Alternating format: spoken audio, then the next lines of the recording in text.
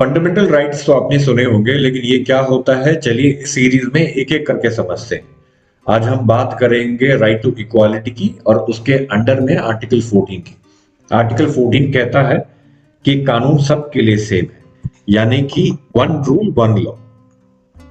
ना किसी को कोई स्पेशल फेवर मिलेगा, ना किसी को कोई अलग सजा दी जाएगी, और गवर्नमेंट का हर एक्शन फेयर और रीजनेबल होना चाहिए। इस आर्टिकल को समझने के लिए हम दो एग्जाम्पल यूज करेंगे। पहला एग्जाम्पल है 1981 का एक केस है, एयर इंडिया वर्सेस नरगेश मिर्जा का। उस समय एयर इंडिया में एक रूल था कि फीमेल कैबिन क्रू अगर वो शादी कर लेती है या फिर उनका पहला प्रेगनेंसी हो जाता है तो उन्हें रिटायर करना पड़ेगा। एट द सेम टाइम जो मेल काउंटर पार्ट्स थे उनके लिए ये रूल कोई मान्य नहीं रखता था, कोई वैलिड नहीं था। सुप्रीम कोर्ट ने देखा कि इस रूल का जॉब परफॉर्मेंस से कोई लेना देना नहीं है, ये सिर्फ जेंडर के बेसिस पे ही डिस्क्रिमिनेशन हो रहा है।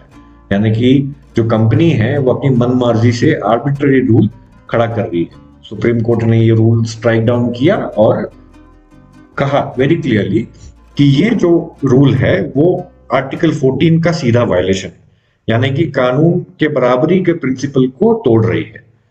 तो इसका एक सीधा मैसेज जाता है कि इक्वालिटी सिर्फ पेपर पर नहीं, कोर्ट के जरिए भी एनफोर्स की जा सकती है।